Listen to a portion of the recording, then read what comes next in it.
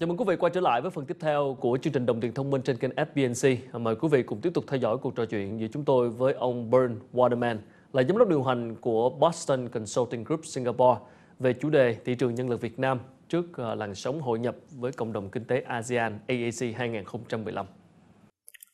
Right now in Vietnam, a lot of people are doing job hopping. They're changing jobs many times because there's more opportunities. So when the country is getting more integrated into the ASEAN's economic community, is even more opportunities. So for employers, how can you retain good talent? Yeah, as I said earlier, they should think beyond just the dollars. They have to put together a value proposition which is attractive. One thing I cannot overemphasize is the career path, the growth opportunity. Whenever we have colleagues from BCG joining companies in the region, they're very happy initially, but then they come back to us and say, well, I don't know what the plan is for me in this company. And if they feel this lack of longer-term orientation on the employer side, they are more inclined to take another offer where they make $500 more a month.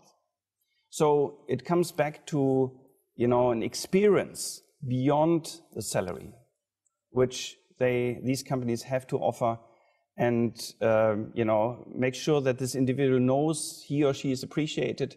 There is a future. There are fantastic growth opportunities. With that, even growth in income.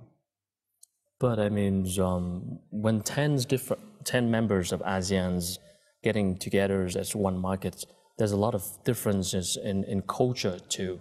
That's something that the employer should be concerned of?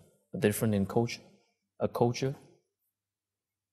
In terms of coaching and leading, there are clearly different leadership styles. But I must say, you see within different company types within a country often a broader spectrum of leadership styles and coaching styles than across countries. So, a state-owned company and a more progressive private company may be vastly different within a given country. And that difference may be bigger than between, say, Vietnam and Malaysia or Thailand. So the country dimension I would not, see as too much differentiating here. I think it's really the style, the people and leadership platforms which have been built in a given company, and the style of the owner, the style of the CEO who imposes a certain way of doing things in a company. I think that is much more determining how you feel being led in a company. It's really the leadership as it is practiced at the top.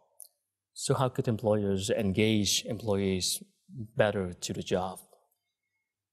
I'll give you one example. You have at all levels in an organization people who stand out. Understanding, for example, these cohorts better, identifying them even lower in the organization. We always think about the top talent being as people at the top.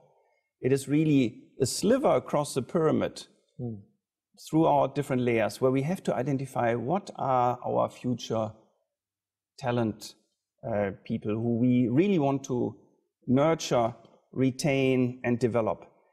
Why don't we take them out from their day-to-day business at times, assign them projects, give them exposure, stretch them, build a management trainee program where they can accelerate in their development.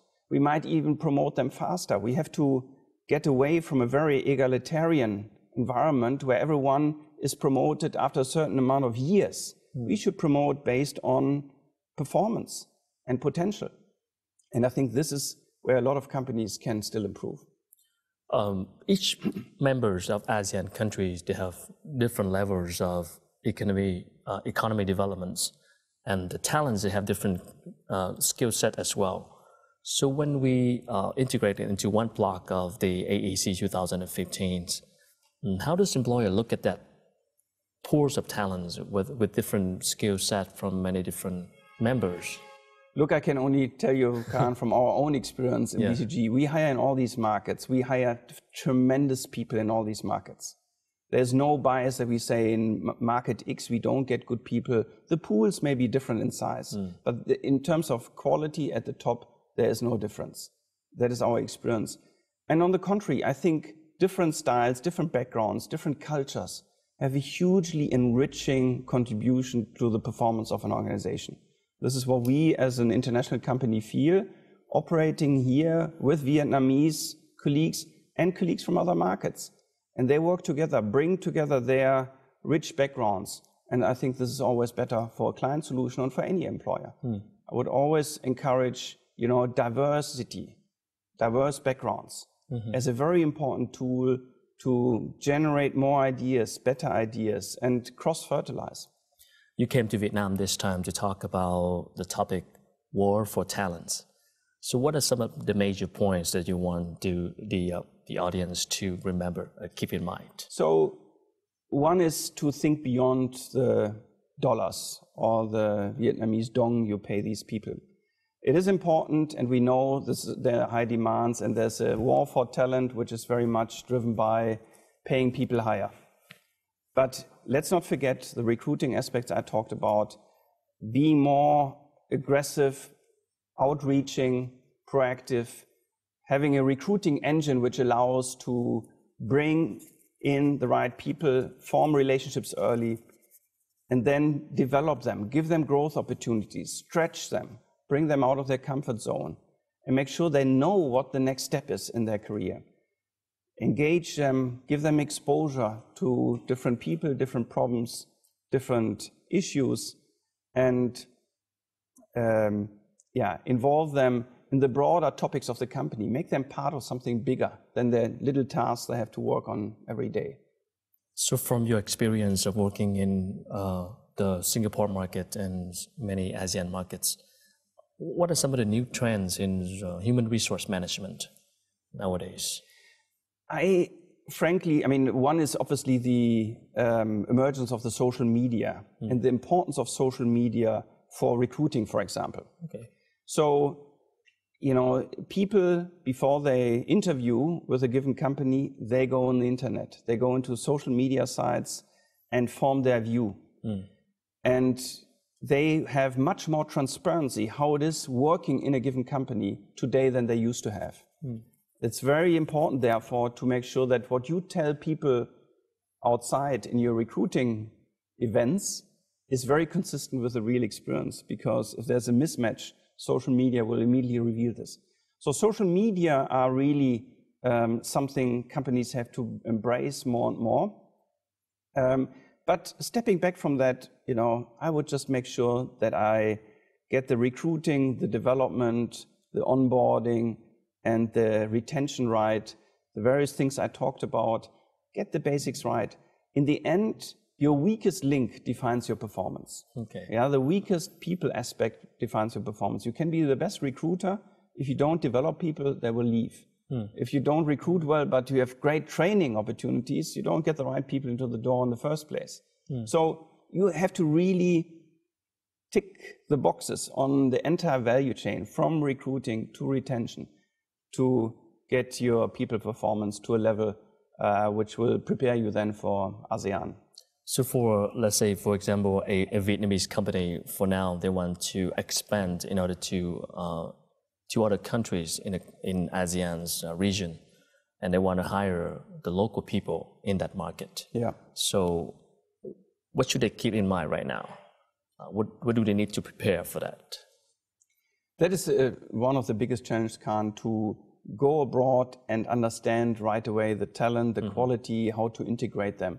And there are different ways. Again, it is very important to signal to a foreigner in any company, whether it's a German company, a Vietnamese company, an American company, or from anywhere, that the passport does not matter when it comes to promotion. All right. And we have seen a lot of multinationals, especially, where there's either a reality or a perception that people in local markets can't make career because, the person with a Swedish or German or Vietnamese or French passport will always occupy the top spots. That is very important, to make very clear and send signals that people from other markets, there is no glass ceiling. Yeah? Diversity is good, it's appreciated, everyone can make career, and there's only one thing which counts, it's a combination of performance and potential. And then there are ways to make sure that they embrace the values and the history, the roots of the company. If you want to go to Indonesia as a Vietnamese player, why don't you invite this person to absorb some of the insights first here, get some experience in Vietnam, maybe at the headquarters, and then bring him or her back to the market. I think that way this person can embrace and live the values of this Vietnamese companies on the ground in Indonesia much more compelling.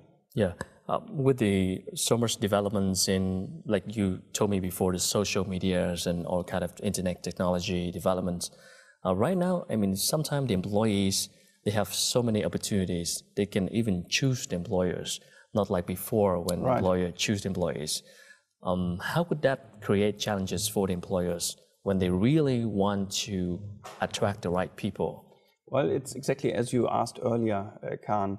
You know, this poaching, if you have a market where on the supply side is a bottleneck, like we will have it in Vietnam, or you know, we have it already, there's a lot of power among these young employees to choose and maybe jump ship.